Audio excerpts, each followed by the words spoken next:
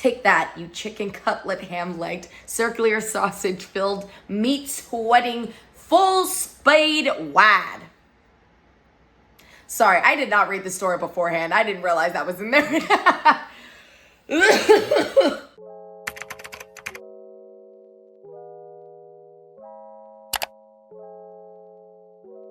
Hello guys, how are you doing? Hope you guys are having a fantastic day. If you guys don't know who I am and what is going on, I am Tokyo and welcome to Little Tokyo. Finally got it in the right order. If my voice sounds extra sultry and sexy today, that's because I'm still sick, kind of. I'm mostly kind of just losing my voice, but I can still read some stories. Excuse me. Unfortunately, that is not the type of video that we're going to be doing today. So I'm going to be doing my video in a deeper voice, but this is going to be a petty revenge story.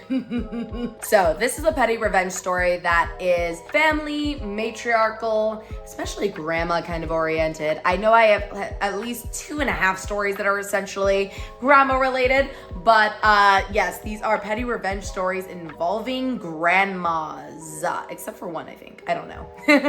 Please, if you're new here, make sure to hit that subscribe button and also give a thumbs up to the video and leave a comment down below on what type of videos you'd like to see in the future. So let's get into it. This story is called Suck It Grandma. I used to be a fat kid. Most of my family is obese or has health issues relating to it. Every time I tried to say I wanted to lose weight as a kid, my grandmother wouldn't leave the drive-thru until I got something. Hell, I couldn't save food for later because she made me eat it even if I was full or didn't want it. To be fair, I was a picky eater. So then I had a whole lot of burns under my elephant titties and needed powder. When I finally got away from her, I had a diabetic scare. I worked out, and when she found out I was losing weight by accident, my mom let it slip. She said, I give him a week. My mom then grilled her and told her I've been going for a month. Those words are at me, and I eventually gave up. Those words were at me, and I eventually gave up. This year, I got rejected and another diabetic scare, so I took it seriously. Used to be 6'2" and 300 pounds, and now I'm 256 pounds. My back issues are gone, girls are talking to me more since I don't smell, and my personality got better. My mom lost weight too, and family members started noticing. My sister is currently going for it since she got freshman 15 at her college. My aunt recently asked me what I did, and I'm overall in a great mood mentally. Guess who has diabetes and who probably doesn't? This guy. I'm going to get tested again. She's now staying over for God knows how long. Seeing her glare at me during her stay here brings me nothing but joy. My doctor told me to walk my imaginary dog and exercise. She has acknowledged my weight loss, but when people on the phone see me in the background of her calls, they start complimenting me and she gets quiet all of a sudden. Those words she used to ruin my motivation are now lifting me to new heights. Hatred and pettiness are the only thing motivating me. Take that, chicken cutlet, ham-legged, circular sausage-filled, meat-sweat, full-speed waddle-looking ass. When weight loss is brought up, you try to make yourself invisible, but I see you. I'm scared of needles, and even entertaining the thought of being like you fills me with disgust. I know you're trying to sabotage me every day and glaring when I reject your food or I just fast after. I used to walk around shirtless out of uncomfortability, but now I occasionally do it to spite you. Make all the digs you want at me. I don't care. It means you are watching me, the firstborn grandson, your granddaughter, and my mom losing weight, and seeing the misery on your face brings me joy. Doing something I know you failed at and mocked me for, even considering as a kid, is the only reason I'm excited for school. So I can go to my weightlifting class. You waddle while I can run. Stare, and my smaller man boobs and look at me walking without breathing heavy. Still no girlfriend though. So there are some edits to this post. I will say I'm very glad for OP for being able to take care of his health like this. And I am very glad for him inspiring some of his own family to, help breaking the cycle of disordered eating. I don't like a little bit of the fat phobia. It makes me kind of uncomfortable. But at the same time, it's his trauma and it's his grandmotherly trauma, and I'm not the one that put it on him. I wish again it wasn't as phobic, but like I will say I'm not the one going through this. But congrats OP on working on your disordered eating and your body. Definitely please good luck on you, but please do some of the work on maybe just a little bit of therapy even, because especially when dieting from coming from obesity, there's a good chance, especially for boys and men, of going into orthorexia, which is something you see with a lot of young men, especially with the fat phobia a little bit. It's a little scary. Edit 1, I scrolled through my camera roll and holy shit, I was big. Edit 2, thanks for the awards, you wonderful people. Didn't know this would blow up. Generally, a lot of the comments are of people congratulating OP. And there is a comment that I was curious about, and I glanced at it right now, and it actually makes a lot of sense now. Advanced Pair says, I hope this question isn't taken wrong, but are you Hawaiian or Samoan? I ask because I grew up with a lot of Hawaiian and Samoans, and every time they tried to drop a few pounds, their parents, or especially their grandparents, would inevitably try to fatten them up some more. I could never figure out why, but I assume there was a cultural significance. OP says, don't be afraid to ask. I'm African American. At least where my grandmother lived, food was a major part of my life when I lived with her for a year or two. Hell, it played a part of why I want to be a chef and taking classes for it. 100% because a lot of my culture involves food. Automatically, when reading this story, I automatically thought that you were probably African American, especially because of the way that your mother, or your grandmother, was eat food. And I think of, especially when it comes to obesity in America, it definitely affects a lot of African American communities. For one thing, food scarcity at a younger age. The other thing, access to food now, and especially good food, and making foods that are especially foods that were wanted. For example, my mother was obsessed with sweets. My mother was so obsessed with sweets to the point that I don't even eat sugar anymore, because she would try to say oh, let's eat candy together, and it's like, no, I don't want to eat candy. No, give me meat, woman. But then also I come from, my mother technically African American, but Cuban Jamaican. Very much the pendulum of, she would deal with eating disordered behavior of closer to the obesity and borderline diabetic, because my grandmother was diabetic, and she swung that pendulum over to the encouraging of disordered eating, of the anorexia, bulimia, all of that good stuff.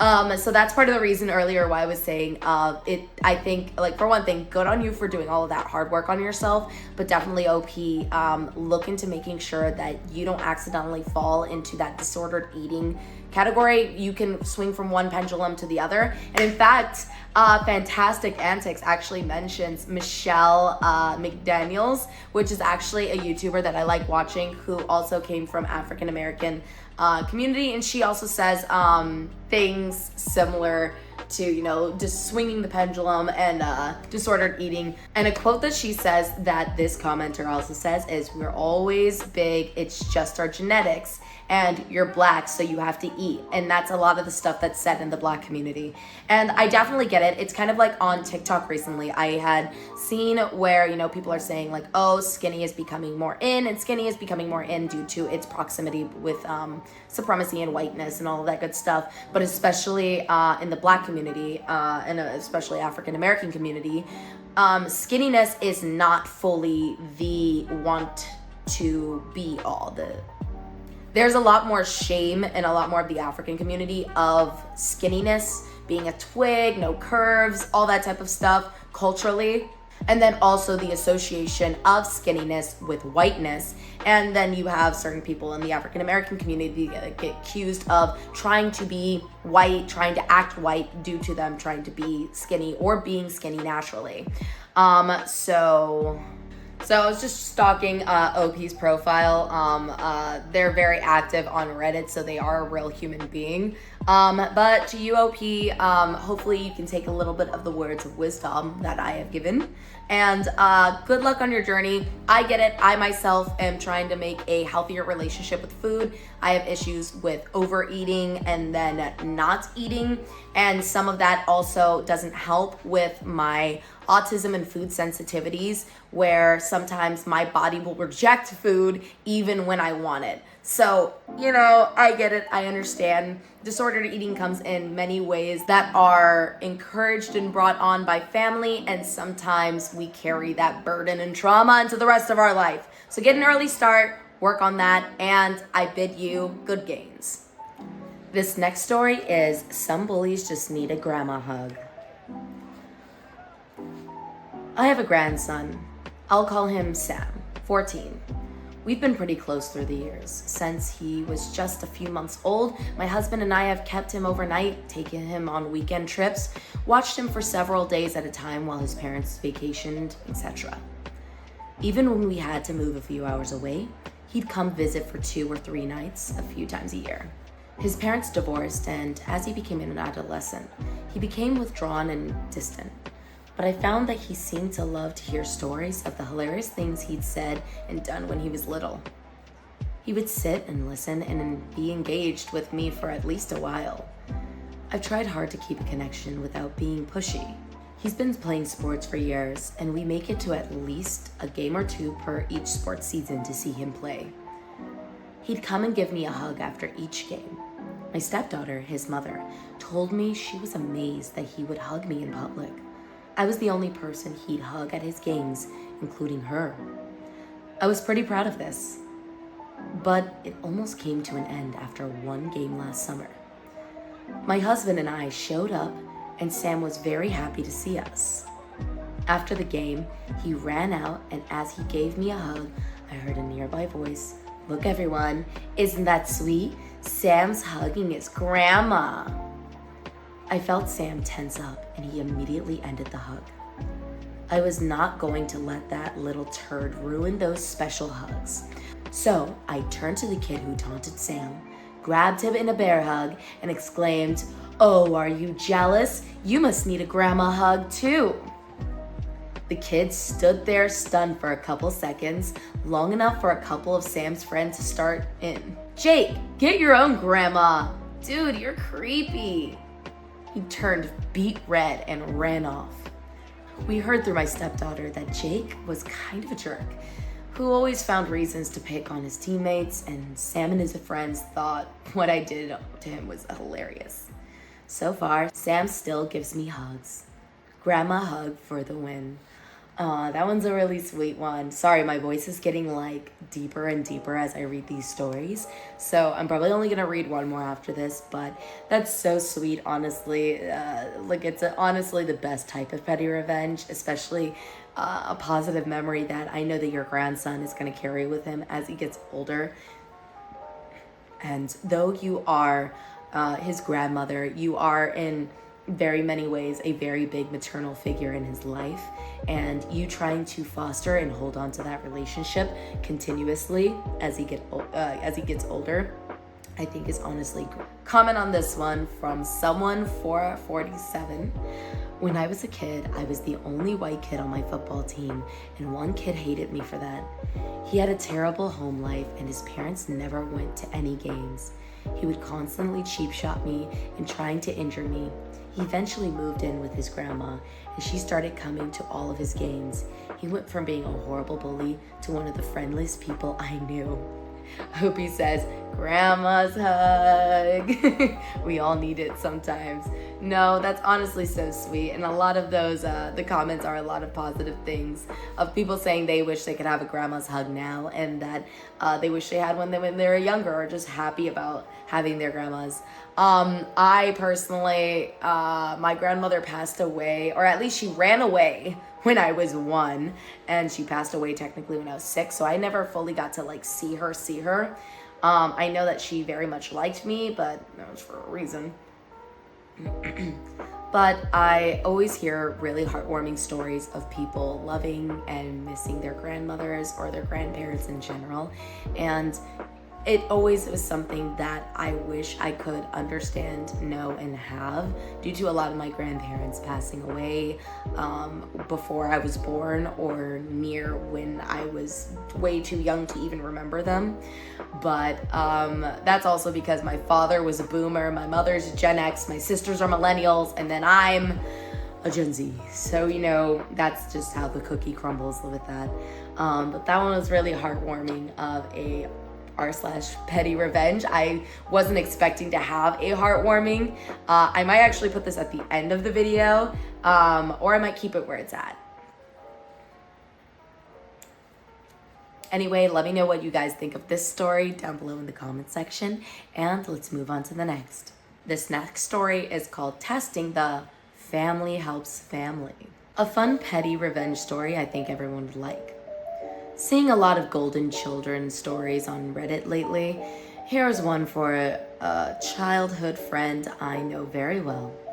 I left a lot out because I liked the revenge part, but it was a rough childhood.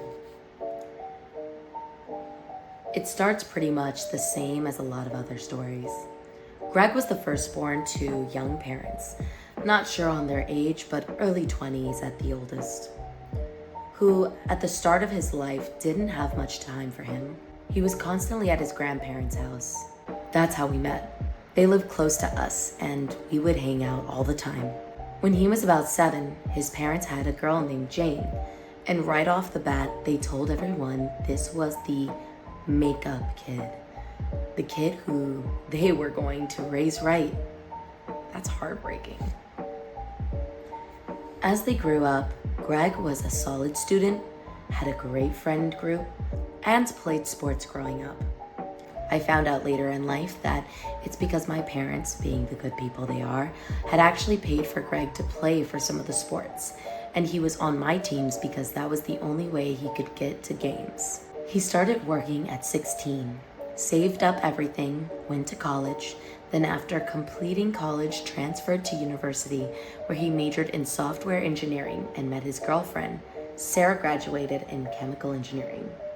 After school, they ended up getting good jobs and buying a condo. Jane, on the other hand, has been the typical spoiled child. She was barely passing high school when she needed to transfer after making false allegations that a teacher asked her on a date and she rejected him.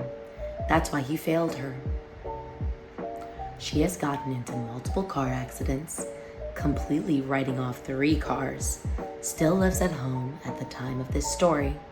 She would have been 22, and their parents have paid for everything for her, from new computers to cars to fast food and vacations. What led up to this is for a couple years after Greg and Sarah had moved in together, Greg's parents would constantly ask him for loans. Being the bit of a pushover he was, he would often give them a few hundred here and there, then a couple times it would be as much as a few grand. It was a constant fight between him and Sarah. The cycle would be his parents would ask, he would give and not tell Sarah, Sarah would find out and yell at him. He would try to stand up to his parents, parents would give him family helps family when times are tough, or blood is thicker than water lines. Even though he and Sarah knew it was because they were giving so much to his sister. Then something happened. Greg and Sarah found out they were expecting their first child. This is where something must have clicked for Greg, and he realized he now has a family he has to worry about. We were at the bar when this seemed to finally click in for him. It was fun to watch. He had already thought about cutting off his parents. This kind of made the decision for him. Knowing he didn't want people like that in his kid's life, so with Sarah's approval, he decided to test their family should always help family line in a pretty fun way. Well, in my opinion. He also wanted to see if he could get back at least some of the money he had given them. The two of them started looking for a house once they found out she was expecting, found a place they liked, and their offer was accepted. Once they had all the closing dates and information signed off, he called his parents. He had told his parents he had lost his job and was on the verge of being homeless. He needed to come up with $5,000 or he would lose his condo and him and Sarah would be homeless. Of course, the excuses started to come out as to why they couldn't help him. If he's man enough to play house, he should be able to stand on his own 2 feet. I saw some of the messages. It was like a sports interview with all the greatest hits. Greg expected all of this, and he took it all well. To be honest, if his parents had given him the money, it probably would have been a far more interesting story. Sure enough, the closing day approached. He tried a couple more times, reaching out to his parents, dropping the number he needed all the way down to a couple hundred, and still no help. On the closing day, a bunch of us helped him move. His parents knew the date. He had told them he needed the money by such a date multiple times or he was going to lose the condo. And no one showed up to check on him, not even a phone call. After the move, he stopped messaging his parents altogether. He didn't block them because he was curious how long before anyone would. He didn't block them. He was curious how long before anyone said anything.